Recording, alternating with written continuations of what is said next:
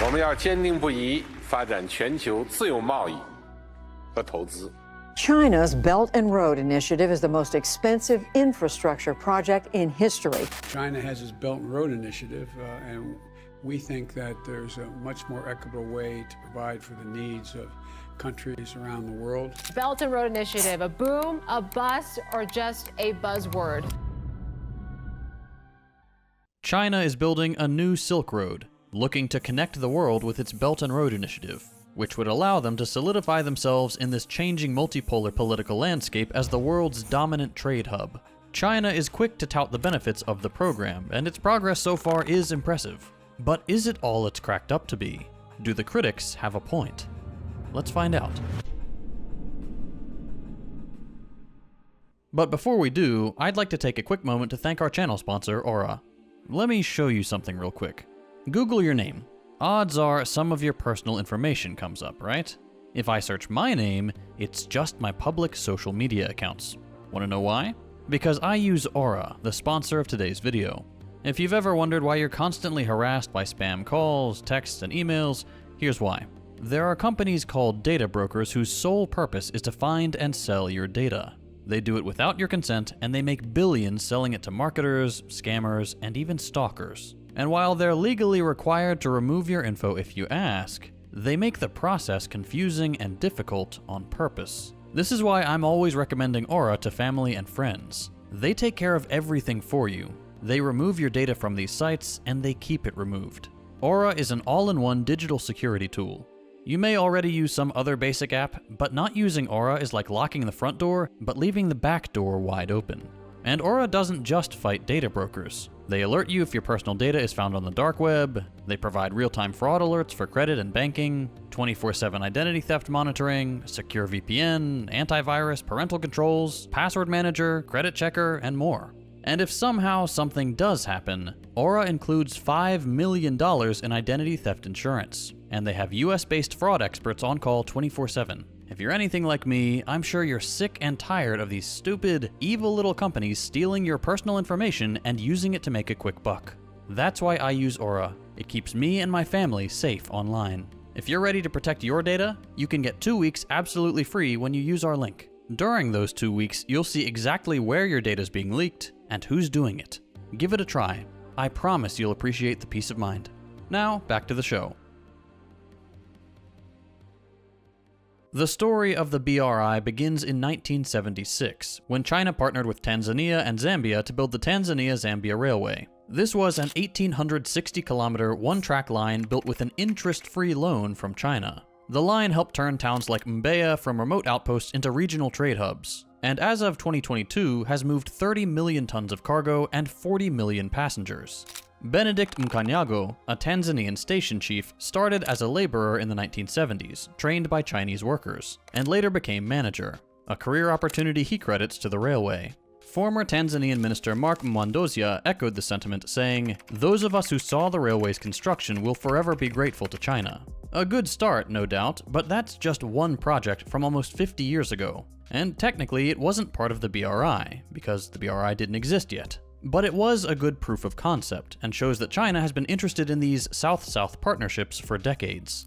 It wouldn't be until 2013 that Xi Jinping, who that year became General Secretary of the CPC and President of China, announced the BRI, which also goes by One Belt, One Road and New Silk Road, in Kazakhstan. Its 5 key objectives are policy coordination, connectivity, seamless trade, financial integration, and fostering strong people-to-people bonds. Over the years, the focus has shifted heavily towards developments that are high quality and green.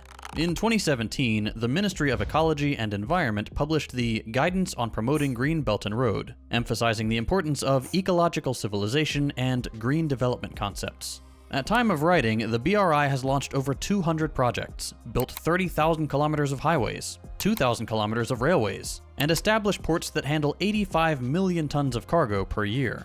That's the big picture. But let's look at the Ethiopia-Djibouti Railway as an example of a successful BRI project in order to gauge what the ideal outcome is. This is a 752-kilometer electric rail line. Pretty simple, but it's had a huge impact. The railway cut freight times from 3 days to 20 hours, and is now a lifeline for essentials like grain and medical supplies for landlocked Ethiopia. The project also focused on hiring locals, the people these projects are meant to benefit. Over 90% of its 4,000 workers are local hires. This local focus is important, and this example is what other BRI projects strive for: building useful, important infrastructure that improves the economy and creates good, long-term jobs filled mostly by the people that live there. But of course, the BRI isn't entirely altruistic. China gets plenty in return. The current model swaps infrastructure for resources and/or other less tangible things like soft power and preferred access to resources in the future. The BRI's infrastructure doubles as geopolitical leverage. Kenya's SGR, which boosted GDP by 1.5 percentage points, also positions China as a counterweight to Western influence. Now let's take a look at some other projects to see how they measure up to the standard China has set for them. We'll start with Kenya's Standard Gauge Railway, or SGR, a 485-kilometer artery connecting Mombasa to Nairobi. Since its launch, freight transported via the SGR surged to 1.7 million metric tons in 2023, while passenger numbers jumped by 13.9%, carrying over 700,000 people in a single quarter. Suffice to say, the effect on the economy was tremendous.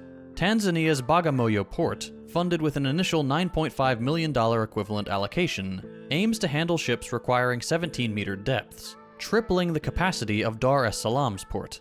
When completed, it could even service landlocked neighbors like Rwanda and Uganda, turning Tanzania into a regional trade nexus. In 2018, Nigeria inked 175 construction contracts worth $17 billion in Chinese construction, which created over 11,000 jobs in China and profits for those companies. Meanwhile, Angola strikes oil for railway deals, which makes for a more straightforward exchange. Ports like Mombasa, upgraded under the BRI, now handle 85 million tons of cargo annually, while Ethiopia's railway generated $9 to $10 million in monthly revenue in 2021. But these projects often prioritize Chinese firms. For example, 90% of the Ethiopia-Djibouti railway staff are African, but critical management roles remain with Chinese contractors. Now let's head to Cameroon and take a look at their Kribi deep-sea port, strategically positioned in the Gulf of Guinea. Phase 1, built by China Harbor Engineering Company, transformed Kribi into a regional hub, and Phase 2 promises to make it Central and West Africa's largest container transit port. Nearby, the 1,600-kilometer Cameroon-Congo road, nicknamed the Road of Regional Integration, links Yaoundé to Brazzaville, which removes burdensome trade barriers. Merchants like James Essomba in Cameroon's border town of Ntam report a remarkable increase in cross-border commerce since its completion. The CCR has enabled Cameroon and Congo to trade directly. Before, they had to go through other countries, limiting profits for the involved parties due to complex shipping regulations. The reduction in complexity alone has proven to be a game changer, to say nothing of increased trade volume and reduced costs. Kenya's SGR increased trade so much that it alone added 2% to national GDP. Even tourism surged, as evidenced by the visitor arrivals at Kenya's airports spiking by 27.5% and 95.6%, partly due to BRI-linked infrastructure supporting events like the Africa Climate Summit. Industrial growth followed suit. Cement production in Kenya rose 6.8% in 2023, driven by demand for 2.5 million metric tons of cement to fuel rail and port projects. But the BRI's most tangible benefit, after the infrastructure, is unquestionably the jobs. After all, the new infrastructure needs upkeep and repair. They need people to drive the trains and move cargo.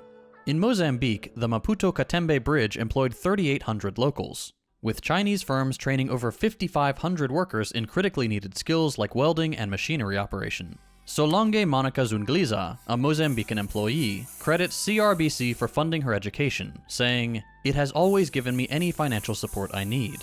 Cameroon's Membe-Ele hydroelectric dam, generating 211 megawatts, enough to power thousands of homes, is projected to supply electricity across 6 Central African nations. Meanwhile, a Chinese-built water treatment plant now delivers 10,000 cubic meters daily, ensuring round-the-clock access to clean water for 9 cities. It's important to note that African nations aren't passive recipients of some foreign handout.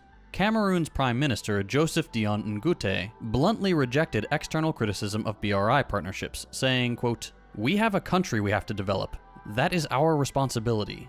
Policy alignment is key. All 6 countries of the Central African Economic and Monetary Community, or CEMAC, have integrated the BRI into national strategies as a model for socio-economic transformation. Technical collaboration is part of this too. A good example is Mozambique's Maputo Bridge, which blended Chinese engineering with German oversight, a hybrid model that ensured compliance with local and European standards. They also opened workshops to train African students in technical skills, and provided scholarships that enabled over 10,000 students to study in China annually. This pragmatism extends to debt management. When Tanzania faced protests over the displacement of 2,000 residents for the Bagamoyo port project, it halted construction in 2016, a move that shows African agency and Chinese flexibility in balancing development and social equity. Uganda similarly paused the Kampala-Entebbe Expressway after opposition parties raised concerns about Kenya's $50 billion in external debt, 72% of which was owed to China. The BRI's flexibility contrasts sharply with Western aid's conditionalities. While institutions like the IMF mandate austerity, the BRI combines grants, low-interest loans, and joint ventures which aim to be fair but are definitely not perfect. This difference resonates in Africa. 52 nations and the AU have signed BRI agreements, leveraging them to fill $2.5 trillion in infrastructure gaps. As Elvis Ngole, a Cameroonian official, put it, "This is cooperation, not charity." By prioritizing infrastructure as a lever for diplomacy, not extraction, the BRI offers a model that aligns with Africa's demand for agency to control its modernization journey. The BRI sells itself as distinct from Western models entirely. Unlike EU free trade deals, which are rightly accused of enforcing subordinate economic status, China claims to have a no-strings-attached partnership policy. Colonial-era railways, like Nigeria's, were built to extract resources, while BRI projects like Kenya's SGR include wildlife-friendly overpasses and hired hundreds of local subcontractors. But reality doesn't always completely match the claims. Algeria's workers only earn €117, or about $128 per month, and Tunisia exports raw minerals to China, worth $72.3 million in 2017. The BRI's impressive 46,000 Kenyan jobs and Mbeya's revival coexist with Algeria's 75% unemployed graduates and Tunisia's gutted textiles. The BRI's 30,000 kilometers of highways and $1.5 billion railways coexist with $1.5 billion in smuggled goods and Moroccan factories closed by Chinese competition. Tunisia loses $500 million yearly to customs leaks. The Dar es Salaam consensus urges independence and fair markets, but the Tanzania-Zambia railway still relies on Chinese management. Even wildlife-friendly designs and countless local subcontractors can't mask the paradox. Progress with uneven gains. Still, Afrobarometer surveys note growing African preference for China's countermodel to Western aid. The US's counter to China's Belt and Road Initiative in Africa hinges on private-public partnerships, a US-EU funded railway framed as a developmental alternative. Then President Joe Biden's 2024 Angola visit spotlighted this, branding it as a, quote, renewed commitment. But commitment to whom? Let's look at the G7's Build Back Better World, or B3W, to see.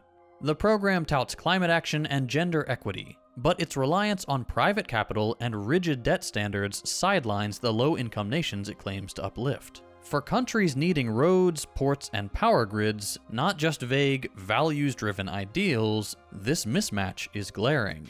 As one Angolan official put it, "We don't want patrons, we want partners." The Lobito Corridor exemplifies this. It's narrowly designed to export minerals like cobalt from Angola's interior, entrenching it as a subordinate, dependent raw material supplier. A far cry from the BRI's North-South Highway project in Angola, which prioritizes domestic trade integration. Even Washington's Panama Canal port gambit, aimed at dislodging Chinese operators, framed the move as, quote, critical to protecting US security, as opposed to local prosperity. Western aid has long been known as a trap.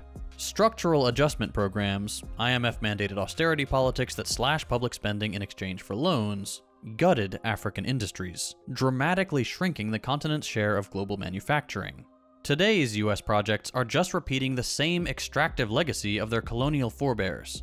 The Blue Dot Network, a US-led infrastructure certification scheme, demands market-driven financing benchmarks many African states can't meet, which the US knows, effectively excluding them from being able to develop their countries and economies. Meanwhile, with the BRI under China's guidance, $134 billion of infrastructure as of 2021 has built 78 ports and railways linking 16 landlocked nations to global trade routes, assets that generate $13 in trade for every $1 invested.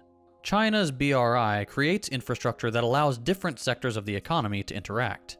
Take the Addis Ababa-Djibouti Railway. It doesn't just connect Ethiopia to the sea, it anchored industrial parks that boosted local manufacturing, a lifeline for a continent where factory output stagnated at 10% of GDP for decades. Compare this to US efforts like the Indo-Pacific Trilateral Infrastructure Forum, which focuses on countering BRI through private sector coalitions, leaving gaping holes in addressing Africa's $100 billion annual infrastructure deficit since infrastructure itself isn't profitable, especially in the short term. Overall, the data is pretty clear. 78 Chinese-operated ports dot Africa's coastline, slashing cargo costs by 40% in hubs like Nigeria's Lekki port, a stark contrast to US reluctance to fund large-scale public works. The BRI's focus on lower middle and low-income nations, that's 42 out of 53 African partners, targets those ignored by traditional lenders, while B3W's emphasis on digital innovation skips over basics like electricity for 600 million Africans. One builds vital connective tissue, the other builds elaborate, lucrative conveyor belts. Scale is another consideration. The BRI's 29,000-plus global projects dwarf the US's Development Finance Corporation, capped at $60 billion worldwide, which to many African nations shows a lack of commitment. As nations grow reliant on Chinese trade corridors, projected to tap into a $6.7 trillion African market by 2030, they are increasingly resisting Western pressure to shun Beijing. The Belt and Road Initiative has reshaped Africa's development, but it faces challenges and valid criticism. For example, the debt. 19 countries, including Kenya and Pakistan, saw BRI engagement vanish entirely in 2023. In Pakistan alone, flagship projects like the China-Pakistan Economic Corridor tanked by 74%. That doesn't align with any of the program's 5 goals, and China would be best served by forgiving those debts. What's more, China's 2021 promise to quit coal appears to be at odds with them breaking ground on a new 300-megawatt coal plant in Pakistan's Gwadar. But it follows the logic that coal is a necessary catalyst to its own obsolescence. At the same time, BRI mining deals ballooned to $19.4 billion, up 158% in a year, to lock down lithium and cobalt for tech. And with China controlling 80% of the world's graphite and half its lithium processing, the BRI is cornering the market on the future of tech. So, is the BRI perfect? Hardly. Debt lingers, as does coal, and ports sometimes stumble.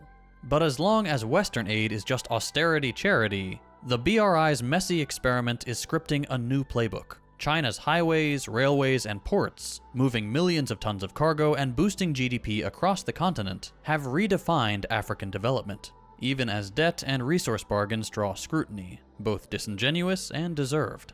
The US, fixated on extraction and private capital, struggles to match the BRI's scale, long-term vision, or pragmatism. It risks being remembered not for what it built, but what it couldn't imagine, while China will build the future of the collective imagination of collaborative nations around the world.